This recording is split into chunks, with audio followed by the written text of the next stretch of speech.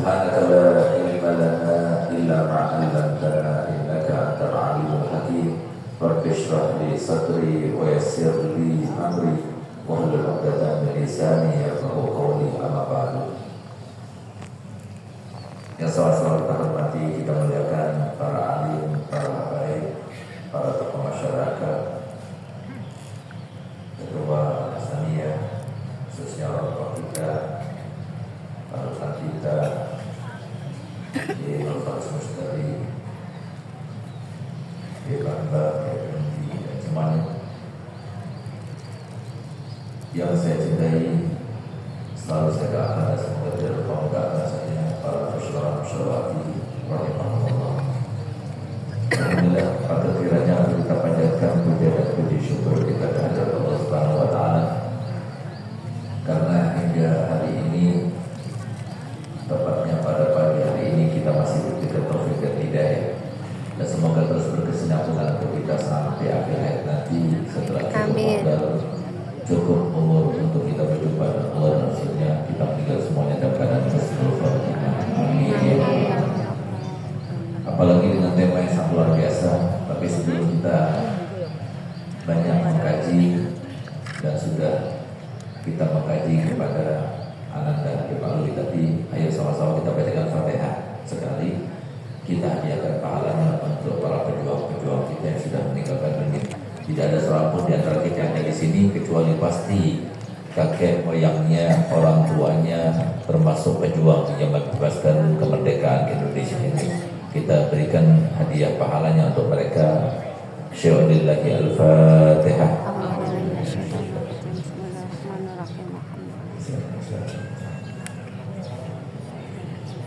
Setelah banyak kita dengar tadi bagaimana Indonesia dulu yang terdiri daripada kerajaan-kerajaan dan lain sebagainya, sehingga pada saat kemudian datang Belanda dan merenggut semua kemerdekaan kita selama 350 tahun, tidak bebas kita beribadah, tidak bebas kita mengekspresikan apapun yang kita inginkan dilaksanakan, diterapkan di masyarakat kita. Banyak di antara mereka yang bersembunyi-sembunyi. Mereka dengan seenaknya mengambil wanita-wanita cantik kita, kemudian mempekerjakan para pemuda-pemudanya tanpa upah dan sebagainya, dalam keadaan sangat sulit pada waktu itu. Tapi alhamdulillah, berkat perjuangan para ulama, himbauan para ulama, dan tidak mungkin kita akan pisahkan perjuangan ini dengan para ulama, karena sesungguhnya perjuangan dan ruh perjuangan itu ada di dalam ilmu para ulama. Alhamdulillah sampai kemudian kita bebas, dan semoga terus bebas sampai anak turun kita menikmatinya benar-benar kemerdekaan bangsa negara yang kita cintai ini, itu negara Indonesia. Amin ya rabbal alamin. Artinya perjuangan ini benar-benar sebuah perjuangan. Bayangkan 350 tahun dijajah, itu tidak mudah. Sehingga kemudian di antara yang kita dengar, yang kita baca dari kisah perjuangan mereka adalah yang terjadi pada tanggal 10 November besok. Sehingga kemudian 10 November dijadikan secara resmi sebagai hari pahlawan. Karena pada 10 November setelah Mbah Kiai Hashim memberikan himbauan untuk kita berjuang, maka masyarakat yang dihimbau, dipimpin oleh para ulama, oleh para tentara, dan kita bersatu pada saat itu, kemudian kita mengusir penjajah Belanda dan sekutunya. Dan alhamdulillah kita berhasil, bukan dengan persenjataan yang lengkap, bukan dengan bom nuklir dan sebagainya, tidak, tapi kita dengan berburucin dan pengikat takdir Allahu Akbar. Sehingga perjuangan ini berhasil dan kita mendapatkan kemerdekaan yang dinanti-nanti setelah ratusan tahun itu. Akan tetapi kemudian perjuangan ini bukan terhenti begitu saja, karena mempertahankan itu lebih sulit daripada memperjuangkan. Alhamdulillah, Allah kita sudah berjuangkan. Tapi apakah kita sebagai generasi berikutnya sudah berhasil mempertahankan? Belum tentu. Kita tidak mengatakan dan kita tidak mau, tidak antusias dengan kita pesimis bahwasanya negara sekarang kita sebenarnya belum merdeka. Kita tidak mau seperti itu. Tapi kita katakan bahwasanya kita sudah merdeka, benar-benar diakui oleh dunia sehingga kita berdiri sebagai bangsa yang merdeka. Akan tapi harapan daripada orang tua kita ini sudah terlaksana apa tidak? Kita yang menentukan sekarang ini. Oleh karena itu maka di sini yang harus kita lakukan bahwasanya kita harus berjuang dengan sesungguhnya. Indonesia yang melarat harus menjadi Indonesia yang hebat. Indonesia yang banyak utang harus menjadi Indonesia yang tidak punya utang bahkan mengutangi. Indonesia yang sulit untuk mendapatkan pekerjaan bagi masyarakatnya, yang sulit untuk mensejahterakan masyarakatnya, sekarang kita buktikan bahwasanya Indonesia adalah Indonesia yang mensejahterakan, Indonesia yang dirasakan oleh masyarakatnya dahulu sebelum yang lainnya dengan ketentramannya, keamanannya, kesejahteraannya, kenikmatan untuk kita bernegara dan berbangsa sesama masyarakat Indonesia. Itu harus kita buktikan. Dan itu tidak mungkin tanpa pengetahuan, tidak mungkin. Pengetahuan yang kita perlukan bukan hanya pengetahuan agama, tapi semua pengetahuan. Harus ada dokternya, harus ada insinyurnya, harus ada pejabatnya, karena kita adalah satu kesatuan. Yang mau kedokteran datanglah ke dokter, yang mau belajar motor datanglah kepada ulama, yang mau ingin mendapatkan solusi terkait dengan permasalahan bisnisnya dan sebagainya, datanglah kepada persoalan ekonomi dan sebagainya, semuanya itu adalah suatu kesatuan. Tanpa itu tidak mungkin akan kita wujudkan suatu bangsa yang berbentuk tayyibatun warahmatullahi itu. Tetapi yang paling penting daripada itu adalah bagaimana kita berjuang sebagaimana mereka berjuang. Itu yang paling penting. Jadi jangan sampai kita kemudian mempunyai sebuah pernyataan atau persepsi bahwasanya kita nggak perlu lagi berjuang karena kita sudah diperjuangkan oleh kakek moyang kita. Kita tinggal menikmati, tidak memperjuangkan apa yang telah mereka perjuangkan. Itu masih tetap menjadi sebuah perjuangan sampai kita meninggal semuanya. Tapi yang perlu kita pahami, yang perlu kita cermati sebagaimana dikatakan oleh orang tua kita, oleh para pakar semua lini, bahwasanya mempertahankan lebih sulit daripada memperjuangkan. Mempertahankan lebih sulit daripada memperjuangkan. Mempertahankan apa? Mempertahankan semua yang mereka perjuangkan pada saat mereka berjuang, itu kita harus pertahankan sampai sekarang dan sampai kita meninggal seperti itu. Keimanan harus kita perjuangkan, ekonomi yang makmur harus kita perjuangkan, kemerdekaan seutuhnya harus kita perjuangkan. Sampai sekarang kita harus perjuangkan.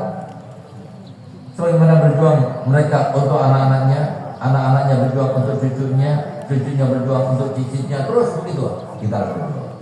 Nah, oleh karena perjuangan yang paling penting itu kita memperjuangkan diri kita sebagaimana telah disampaikan oleh Nabi SAW dalam hadisnya. Nah, ini intinya sekarang. Perjuangan yang terus akan berkembang, berlanjut sampai kita meninggal, sampai hari kiamat nanti. Apa itu kata Nabi? Al-mujahidu man jahada nafsah. Seorang mujahid itu adalah orang yang memperjuangkan dirinya sendiri. Kalau kita perjuangkan dirinya sendiri, berarti kita perjuangkan untuk semuanya. Kenapa? Karena yang bahaya daripada manusia itu kalau dia itu dikendalikan oleh hawa nafsunya. Ketika dia kendalikan oleh hawa nafsunya, dia menzalimi orang lain. Ketika dia dikendalikan oleh hawa nafsunya, dia membohongi orang lain. Ketika dia dikendalikan hawa nafsunya, dia memperkosa orang lain. Ketika dia tidak mengendalikan dirinya, maka dia akan melakukan KDRT kepada istrinya, kepada keluarganya, kepada orang lain, sebuah kezaliman demi kezaliman dan sebagainya. Ini yang menjadi sebab banyaknya dosa yang karena tidak terkendali hawa nafsunya akhirnya menjadi sebab bencana di mana-mana. Berarti kita belum bisa mempertahankan perjuangan mereka. Ini yang paling penting sekarang ini harus kita lakukan. Kita berjuang semuanya, berjuang melawan hawa nafsu itu yang lebih utama. Kenapa? Karena akibatnya, konsekuensinya, akibat positifnya untuk kita semuanya. Dengan dasar firman Allah Ta'ala, walau anna ahlal qura amanu wattaqau la fatahna alaihim barakatin minas sama'i wal ardi. Kalau seandainya mereka penduduk suatu negeri itu beriman dan bertakwa, maka niscaya kami akan memberikan dan kami akan bukakan, kami akan turunkan dari langit dan kami akan munculkan dari dalam bumi keberkahan yang mereka harapkan. Berkah dalam ekonomi, berkah dalam bernegara, berkah dalam kesehatan, berkah semuanya bisa kita dapatkan dengan apa? Iman dan takwa. Nah, ini sekarang sudah jarang di antara kita, mohon maaf. Kalau kita sebutkan misalnya, ayo kita mujahadah ya, semuanya bermujahadah ya, maka kita bingung, mujahadah itu apa, Bib? Nah itu, mujahadah itu melawan hawa nafsu. Seseorang itu Allah berikan sifatnya itu standar awalnya, sehingga kalau tidak kita kembangkan, kita kendalikan, kita kekang, maka hawa nafsu itu akan menguasai seseorang. Ketika seseorang itu dikuasai hawa nafsunya, maka dia akan berbohong, dia akan sombong, dia akan dengki, dia akan iri, dia akan ujub, dia akan ini, dia akan itu dan sebagainya. Kenapa? Tidak terkekang. Oleh karenanya pantas kalau Nabi SAW kemudian berpesan kepada kita, al-mujahidu man jahada nafsah. Siapa yang melawan hawa nafsunya, itu adalah mujahid. Ayo kita belajar bagaimana para ulama kita berjuang untuk dirinya sendiri, yang kemudian keberkahannya untuk orang lain. Tapi awalnya berangkatnya itu dari dirinya sendiri. Sayyidina Syekh Abdul Qadir Jalani ketika dia itu ingin mendapatkan kemuliaan, dicintai oleh Allah. Kalau sudah dicintai oleh Allah Ta'ala, pasti dicintai oleh masyarakat, pasti dicintai oleh para hambanya. Karena apa? Karena Nabi SAW telah menceritakan, idza ahabballahu abdan, kalau sudah Allah mencintai seorang hamba, nada Jibril, dia akan memanggil Jibril, ya Jibril, inni uhibbu fa'ahibbu. Wahai Jibril, aku mencintainya, cintai dia. Wa alin man fis sama ayyuhibbu, dan umumkan sekarang bahwasanya Allah mencintai orang ini, maka hendaknya semua penduduk langit untuk mencintainya. Lalu kemudian Allah turunkan di muka bumi rasa diterima oleh seluruh manusia. Itu tanda bahwasanya itu dicintai oleh Allah Ta'ala. Nggak mungkin kita akan sampai kepada yang semacam ini kecuali setelah berjuang. Coba lihat bagaimana Syekh Abdul Qadir Jalani perjuangannya. Ketika beliau itu ingin mendapatkan dan memperjuangkan cintanya Allah dengan cara mengendalikan nafsunya, maka beliau selama 25 tahun setiap malamnya dia baca Quran, habis sholat isya sampai subuh. Caranya bagaimana baca Qurannya? Bukan kita baca Quran seperti yang kita rasakan itu. Kita baca Quran di masjid, kita baca Quran di atas sejadah, tidak. Ini beliau supaya tidak ngantuk dan sudah berhasil sampai subuh, beliau berada di atas kayu yang diletakkan di atas sungai. Kemudian beliau ada mengikat tali untuk pegangan. Satu tangan kirinya memegang tali itu, tangan kanannya memegang Quran sampai habis beliau baca. Artinya apa? Kalau dia ngantuk, jatuh ke sungai. Nah, ini perjuangan, ini namanya perjuangan. Kita lihat bagaimana perjuangan para sahabat Nabi. Ingat gak? Sayyidina Abu Bakar Siddiq radhiyallahu anhu. Beliau itu hampir setiap saatnya, setiap waktunya, kecuali kalau di depan Nabi Muhammad SAW, itu di mulutnya beliau letakkan 3 batu. Untuk apa? Supaya jangan gampang-gampang kita berbicara. Itu mujahadah, bentuk mujahadah. Sayyidina Umar bin Khattab, dia tulis di cincinnya, kafa bil mauti wa'idan ya Umar. Sehingga apa? Setiap hari itu ketika dia akan berbuat, dia dulu, baru dia berbicara, dia dulu, baru dia melakukan suatu tindakan. Kenapa? Itu mujahadah, betul mujahadah. Imam Ali karramallahu wajhah, ketika beliau itu di dalam peperangan Khaybar, beliau berhasil menundukkan lawannya sehingga tinggal saja dihunus pedangnya dan kemudian ditancapkan, meninggal dia dan dia dapat pahala yang besar. Tapi subhanallah, ketika dia akan tusukkan pedangnya itu, sudah dihunuskan pedangnya ke arah lehernya, tiba-tiba si Yahudi ini meludahi wajahnya Imam Ali. Sehingga apa? Begitu diludahi, langsung dia burungkan untuk membunuh si Yahudi ini. Maka kemudian temannya mengatakan, kenapa kau tidak teruskan? Kau sudah mengalahkan, kau sudah menguasainya. Apa katanya? Tidak. Karena pada saat itu dia itu meludahi aku, sehingga aku marah. Aku takutnya ketika aku membunuhnya bukan karena Allah, tapi karena amarah aku. Ini mujahadah namanya, melawan hawa nafsunya. dan tidak mungkin bisa melawan manusia kecuali sedikit, step by step, sedikit demi sedikit baru kita bisa menguasainya.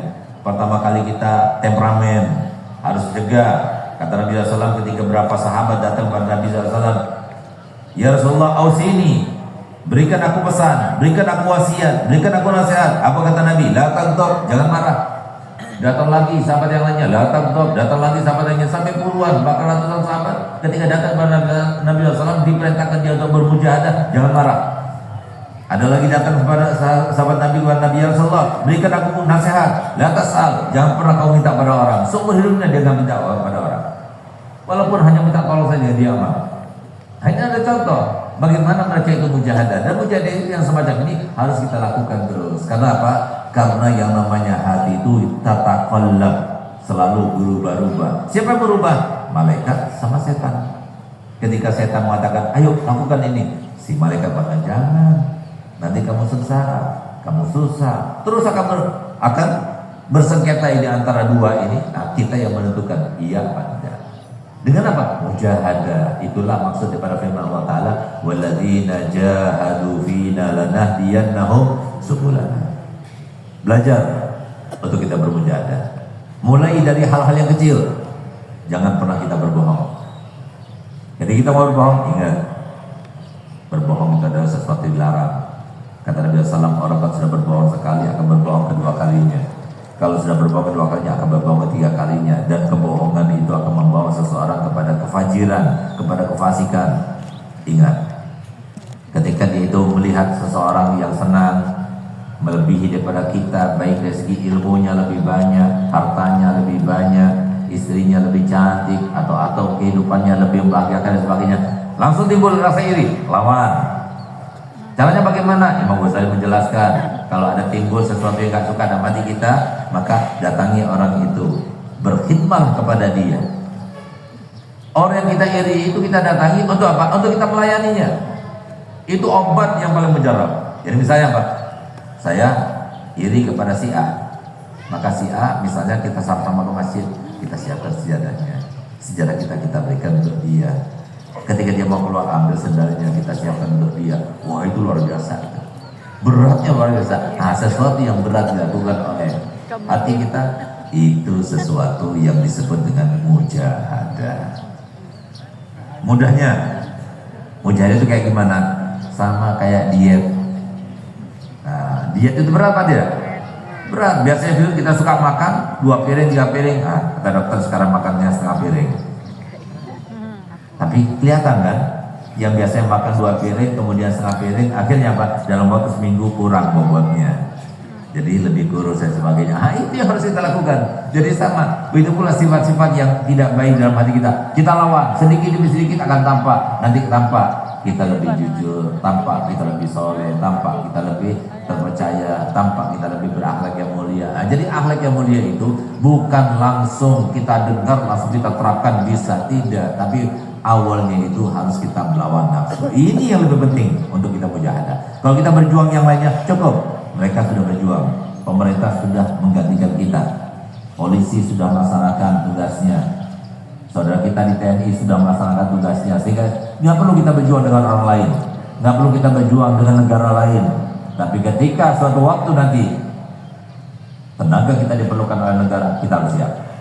Tapi sebelum itu datang, bagaimana mungkin kita akan mengikuti, akan menuruti perintah daripada negara kita ketika Bapak Presiden kita harus mengangkat senjata misalnya, kita harus ikut. Kenapa? Untuk menjaga negara kita jangan sampai dicaplok oleh mereka semuanya. Bagaimana itu akan terlaksana di kita kalau diri kita sendiri tidak berhasil melawan nafsu kita? Coba sekarang begitu pemerintah mengeluarkan suatu keputusan, ada yang pro kontra.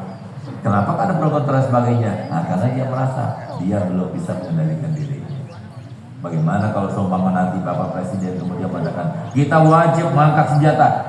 Tidak mudah kita akan menunduk, tidak mudah kita akan mengikuti. Nah, itu yang harus kita terapkan. Jadi yang pertama kita memperjuangkan negara ini, perjuangkan diri kita dulu, bebaskan. Karena kalau kita sudah menjadi orang yang terkendali nafsunya, kita akan menjadi orang yang baik. Ketika kita akan menjadi orang yang baik, keberkahan akan kita dapatkan. Mohon maaf, hari-hari ini kita sibuk mendengar bagaimana Bapak Presiden kita luar biasa dan semoga Allah menjaganya, panjangkan umurnya, dijaga daripada segala macam kejahatan untuknya demi negeri kita yang tercinta ini. Ratusan triliun bisa diselamatkan. Kebijakan-kebijakan yang pro masyarakat, alhamdulillah kita rasakan sekarang ini. Walaupun ini masih awal, karena masih awal kita harus rela berkorban. Jadi semuanya serba sulit sekarang ini. Ekonomi agak sulit, tapi insya Allah dengan kebijakan-kebijakan yang dilaksanakan oleh Bapak Prabowo, insya Allah ke depan lebih baik lagi. Nah, tapi coba lihat bagaimana. Ada pengorbanan di situ. Saudara kita ditangkap, dimasukin ke penjara sebagainya, kita sedih. Sedih bukan nggak sedih, walaupun bagaimanapun dia itu saudara kita. Tapi masalahnya uang negara yang diambilnya, yang harusnya digunakan untuk memberikan lapangan kerja sebanyak-banyaknya untuk masyarakat. Ini sekarang yang diambil. Nah, sekarang ini mau dikembalikan oleh Bapak Presiden. Setahun ini coba lihat, silakan masuk di Google. Setahun ini berapa uang terselamatkan? Ratusan triliun sudah. Ini yang dilakukan oleh Bapak Presiden Prabowo. Tanpa mujahadah nggak mungkin, karena Bapak Presiden juga ada sangkut paut sama orang. Ketika beliau itu dianggap menjadi presiden, dia itu ada sangkut paut dengan kebaikan orang ini, orang itu dan sebagainya. Tentunya nggak mudah bagi beliau itu untuk berantas langsung begitu saja. Nggak mudah, perlu perjuangan. Beliau sudah berjuang untuk negaranya. Kita juga berjuang untuk negara ini. Bagaimana perjuangan kita? Lepaskan, merdekakan diri kita daripada belenggu hawa nafsu ini.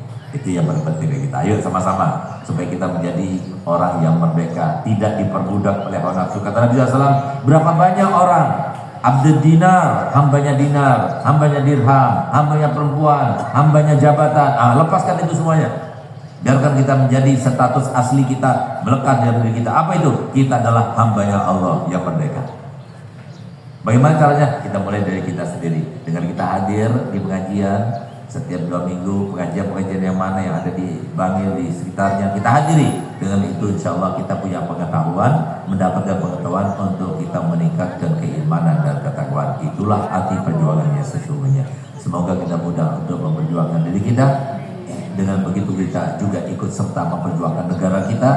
Dengan kita melepaskan belenggu daripada hawa nafsu dan bisikan serta pengaruh daripada setan. Berarti kita sayang kepada diri kita, berarti kita sayang kepada sesama, berarti kita sayang kepada negara dan bangsa kita. Semoga itu mudah untuk kita laksanakan dan kita terapkan, dan semoga semuanya diberikan kemudahan untuk juga melaksanakannya, sehingga ketika sudah terlaksana semacam itu, maka sudah dipastikan Allah dengan janjinya yang tidak mungkin diluput janjinya. Allah sudah berjanji untuk kita, negara Indonesia akan menjadi baldatun thayyibatun wa rabbul ghafur. Suatu waktu semoga kita masih bisa merasakannya. Negara Indonesia negara yang paling banyak menghutangi negara yang lainnya, bukan banyak hutangnya. Negara kita yang diiri oleh masyarakat negara yang lainnya ingin tinggal di sini karena kebijakannya sangat luar biasa. Semoga itu benar-benar terlaksana untuk kita semuanya. Sebelum kita meninggal, kita rasakan itu semuanya. Semoga para pejuang kita, baik para umarok kita, para ulama kita, di dalam memperjuangkan negara yang semacam itu benar-benar diberikan kekuatan dan kesehatan. Amin ya rabbal alamin.